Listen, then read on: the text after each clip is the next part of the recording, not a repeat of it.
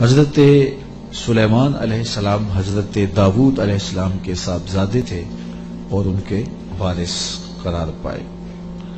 وَلَقَدْ آتَيْنَا دَاوُودَ وَسُلَيْمَانَ عِلْمًا، ارشاد فرمایا ہم نے حضرت داود اور حضرت سلیمان علیہ السلام کو علم عطا کیا۔ علماء نے لکھا ہے کہ اللہ نے انہیں اختیار دیا کہ یا حکومت لے لو، یا دولت لے لو، یا علم لے لو۔ تو انہوں نے کہا مالک ہمیں علم دے دیں، تو اللہ نے دولت و حکومت اس کے صدقے سے عطا کر دی۔ تو سب سے بڑی دولت علم ہے۔ تو یہاں کہا کہ ہم نے ان کو علم کے نور سے مالا مال کیا۔ اور اگر بنظر غور مطالعہ کریں تو علم ہی شہنشاہی ہے۔ اسی زمانے میں ایک ملک کو فتح کر لیا گیا اور بادشاہ گرفتار کر کے حاضر لایا گیا، تو جو فاتح تھا اس نے مفتوح کو کہا، اس بادشاہ کو کہا کہ ہم تجھے قتل نہیں کرتے، تمہیں جان کی امان دیتے ہیں، بلکہ اس حکومت میں تجھے عہدہ دینا چاہتے ہیں، اب تم بتاؤ کہ تمہیں کون سے منصب پہ رکھا جائے۔ تو اس نے کہا مجھے معلم لگا دو، مجھے استاد لگا دو۔ تو اس بادشاہ نے ہنس کے کہا پھر بادشاہی چاہتے ہو؟ تو یہ بادشاہی ہے، یہ شہنشاہی ہے علم۔ تو کہا ہم نے ان کو علم کی دولت سے مالا مال کیا۔ وقال الحمد للہ الذی فضلنا علی کثیر من عبادہ المؤمنین، انہوں نے اللہ کی بارگاہ میں عرض کی کہ ساری تعریفیں اللہ کے لیے ہیں جس نے ہمیں اپنے بہت سے مومن بندوں پر فضیلت بخشی ہے۔ نعمت کا شکریہ ادا کر رہے ہیں کہ اتنے اللہ کے بندے تھے، کتنی مخلوقات تھیں اور اہل ایمان بھی کتنے تھے، لیکن ہمیں علم دے کر کے اس نے فضل و شرف عطا کیا، اس پر ہم اللہ کا شکر ادا کرتے ہیں۔ تو علم نصیب ہو جانا یہ اللہ کی بہت بڑی نعمت ہے اور اس پر شکریہ ادا کرنا چاہیے، شکریہ سے نعمت میں اضافہ ہوتا ہے۔ ووارث سلیمان و داود، اور حضرت سلیمان حضرت داود علیہ السلام کے وارث ہوئے۔ قال یا ایھا الناس علمنا منطق الطیر واوتینا من کل شیء، آپ نے کہا اے لوگو ہمیں پرندوں کی بولی سکھائی گئی ہے اور ہمیں ہر چیز عطا کی گئی ہے، بے شک یہ اللہ کا واضح فضل ہے۔ جو بھی ضروریات تھیں، تخت و تاج کے جو بھی تقاضے تھے وہ سارے کے سارے آپ کو عطا کیے گئے۔ حکومت ہے، تخت و تاج ہے، دولت ہے، فوجیں ہیں، تصرف ہے، اور غلے ہیں، جائیدادیں ہیں، زمینیں ہیں۔ کائنات کی کوئی شے ایسی نہیں ہے جس کا وافر حصہ انہیں نہ دیا گیا۔ تو کہا کہ ہمیں ہر شے دی گئی ہے اور یہ اللہ تعالیٰ کا بڑا واضح فضل ہے۔ وَحُشِرَ لِسُلَيْمَانَ جُنُودُهُ مِنَ الْجِنِّ وَالْإِنسِ وَالطَّيْرِ، اور حضرت سلیمان علیہ السلام کے لیے ان کے لشکر جنوں، انسانوں اور پرندوں میں سے جمع کیے گئے تھے۔ اللہ اکبر۔ فَهُمْ يُوزَعُونَ، جنہیں وہ بغرض نظم و تربیت جو ہے وہ آپ کی خدمت میں وہ روکے جاتے تھے اور وہ حاضر کیے جاتے تھے، جمع ہوتے اور پھر ان کو ایک ترتیب دیتے اور لشکر آراستہ ہوتے۔ یعنی آپ کی ملک میں انسان بھی تھے، جن بھی تھے آپ کے لشکر میں، اور پرندے بھی تھے۔ اور جب آپ کا لشکر چلتا تھا تو ایک سمت جن ہوتے، ایک سمت انسان ہوتے، اور اوپر پرندے پرواز کر رہے ہوتے۔ کتنی شان و شوکت پر مشتمل لشکر ہوتا حضرت سلیمان علیہ السلام کا۔ حتی اذا اتوا علی واد النمل، یہاں تک کہ جب وہ لشکر چیونٹیوں کے میدان میں آیا اور وہاں چیونٹیاں جمع تھیں، حضرت سلیمان اپنے پورے لشکر کے ساتھ، پوری شان و شوکت کے ساتھ جب وادی نمل میں داخل ہونے لگے، قالت نملۃ یا ایھا النمل ادخلوا مساکنکم، تو ایک چیونٹی نے کہا کہ اے چیونٹیوں اپنی رہائش گاہوں میں داخل ہو جاؤ، لا یحطمنکم سلیمان وجنودہ وہم لا یشعرون، حضرت سلیمان علیہ السلام اور ان کے لشکر تمہیں کچل نہ دیں اس حال میں کہ انہیں خبر بھی نہ ہو، التفات نہ کریں، توجہ نہ کریں، تم ننھی اور مہین مخلوق ہو اور ان کی توجہ تمہاری سمت نہ ہو اور وہ گزرتے ہوئے تمہیں رون ڈالیں، بے خبری میں ایسا ہو جائے تو تم جلدی کرو اپنی بلوں میں داخل ہو جاؤ۔ اس چیونٹی نے یہ بات اپنی ہم جولیوں سے کہی۔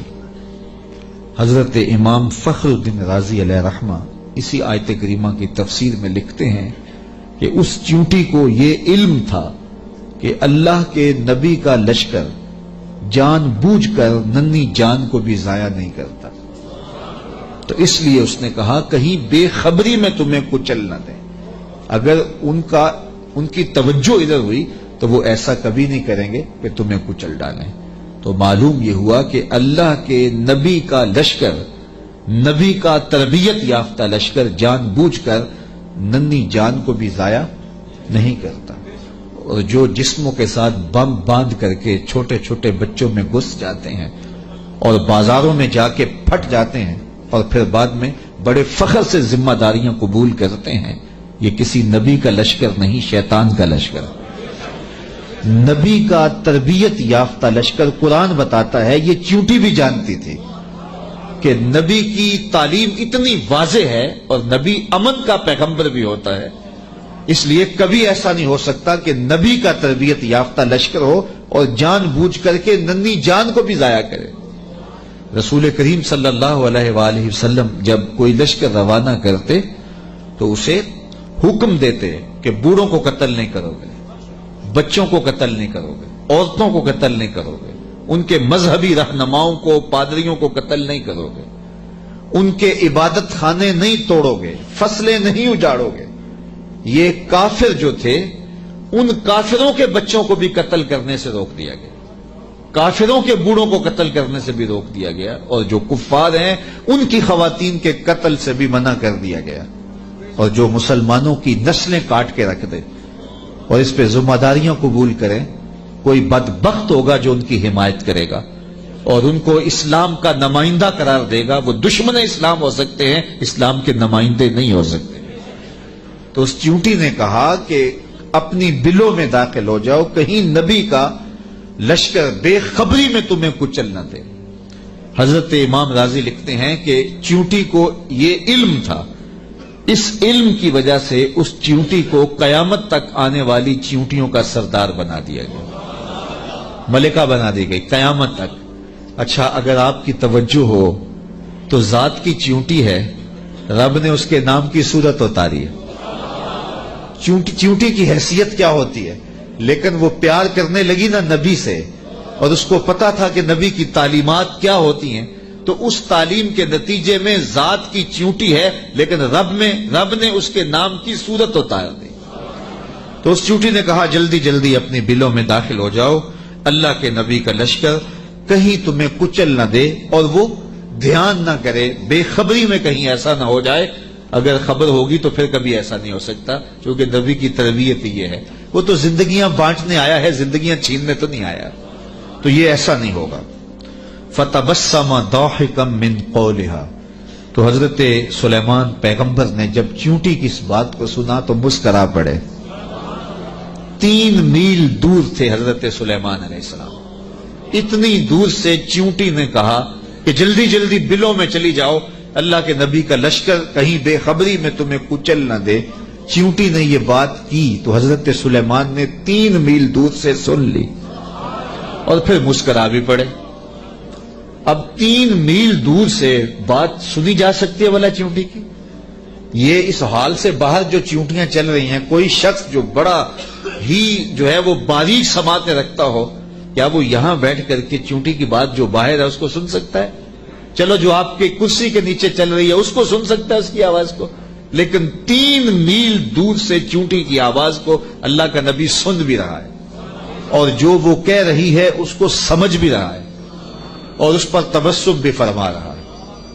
حضرات علماء فرماتے ہیں، جو تیوریات کے ماہرین ہیں، کہ چیونٹی کے منہ میں زبان نہیں ہوتی، پھر اس نے بات کیسے کر لی؟ ایک مہین سا وجود ہے تو اس کے منہ میں زبان نہیں ہوتی، دانت نہیں ہوتے، تو پھر بات کیسے کرتی ہے؟ اور حضرت سلیمان نے سن کیسے لی؟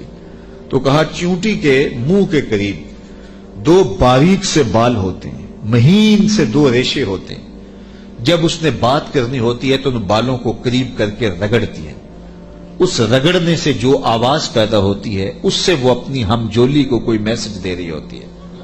اللہ کے نبی کی شان یہ ہے کہ چیونٹی کے باریک اور مہین بالوں کے رگڑنے سے جو آواز پیدا ہوتی ہے 3 میل دور سے اس آواز کو سنتا بھی ہے اور اس سے جو مفہوم نکلتا ہے اس کو سمجھتا بھی ہے۔ اور یہ اس نبی کی شان ہے جو ہاتھ باندھ کے مسجد اقصی میں تیرے نبی کے پیچھے کھڑا تھا۔ تو جب غلام کی یہ شان ہے تو امام کی شان کا عالم کیا ہوگا؟ یہ شان ہے خدمت گاروں کی، سرکار کا عالم۔ مولوی کا تو دماغ خراب ہو گیا ہے کہ اس کی سماعتوں کو تول رہا ہے جس کے غلاموں کی سماعتوں کو نہیں تولا جا سکتا۔ اللہ اکبر۔ فتبسم ضاحکا من قولها، یہ میں نہیں کہہ رہا، یہ قرآن کہہ رہا ہے۔ حضرت سلیمان پیغمبر نے اس چونٹی کی بات کو سنا، سن کے سمجھے اور پھر تبسم کیا۔ اللہ اکبر۔ وقال رب اوزعنی ان اشکر نعمتک التی انعمت علی وعلی والدی وان اعمل صالحا ترضاہ وادخلنی برحمتک فی عبادک الصالحین۔ اور اللہ کی بارگاہ میں عرض کی حضرت سلیمان علیہ السلام نے کہ اے میرے پروردگار، مجھے اپنی توفیق سے اس بات پر قائم رکھ کہ میں تیری اس نعمت کا شکر بجا لاتا رہوں جو تو نے میرے اوپر کی اور میرے والدین کے اوپر کی۔ جو نعمتیں بندے کے اوپر ہوتی ہیں اس کا بھی شکریہ ادا کرنا چاہیے، اور جو صالح اولاد ہوتی ہے، جو ماں باپ پر نعمتیں عطا ہوئی ہوتی ہیں، ان کا بھی شکریہ ادا کرنا، کیونکہ ماں باپ کی نعمتیں اولاد تک بھی پہنچتی ہیں۔